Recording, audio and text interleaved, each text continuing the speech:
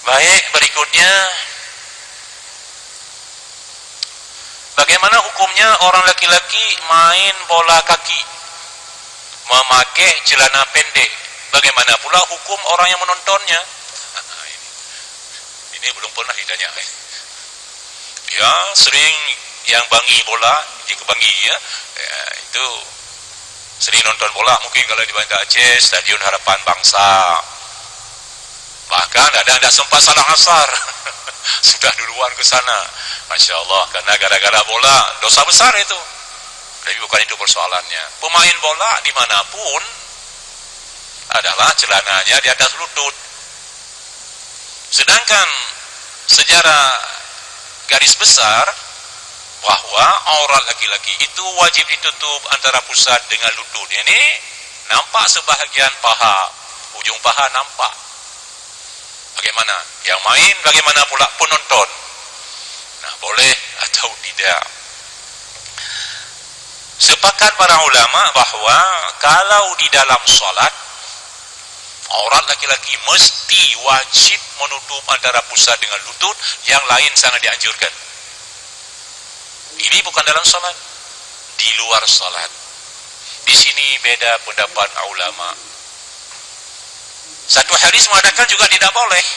Suatu ketika Rasulullah bertemu dengan Jurhud, terbuka pahanya, dibuka Rasulullah. Lalu beliau menegur, Jurhud, tutup pahamu, karena fa'inna fakhidin, paha itu aurah. Kata Rasulullah sallallahu alaihi wasallam kepada Jurhud, di hadis sahih, dia di luar salat. Tetapi kita melihat hadis yang lain. Disebutkan hadis dari Aisyah radhiyallahu anha, anna Rasulullah sallam kana jalisan kashifan an fakhidhi. Nabi pernah duduk di rumah beliau, terbuka sebahagian paha beliau, ujung paha terbuka. Ini kata Aisyah.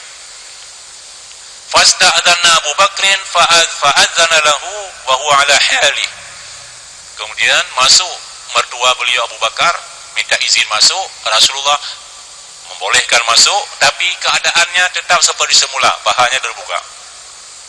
Thumma sta'adzana Umar fa'adzana lahu wa huwa ala hali. Kemudian masuk pula, minta izin masuk Umar, juga mertua Rasul.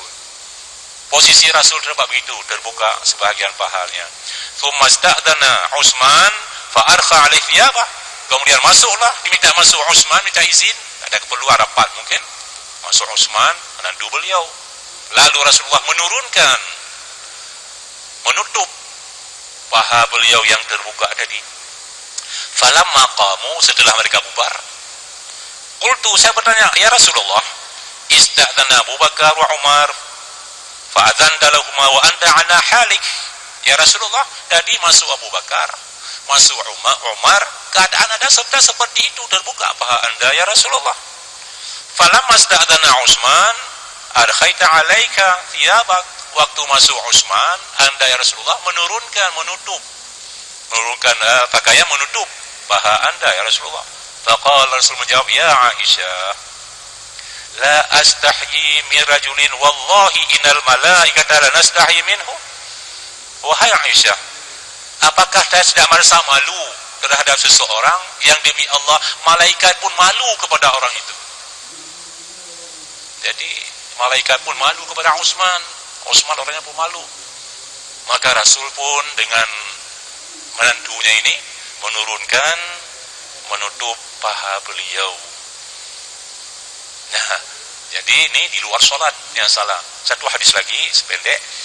Anas bin Malik menyebutkan Anas SAW yauma Khaybar hasira izar an fakhidhi hada inni la anduru ila bayadhi fakhdi.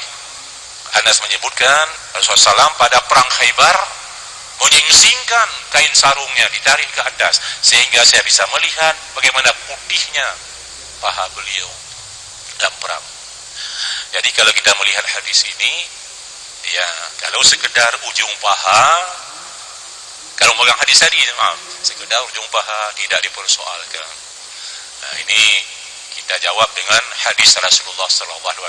Sebaiknya Beti maaf bapak-bapak biasa sore entah membersihkan kebun, berumah, keliling rumah, cuci mobil dengan celana pendek. Ya, hanya pakai baju singlet dong, perut buren di rumah. Itu tidak wajar. Dilihat orang tidak bagus itu. Baik.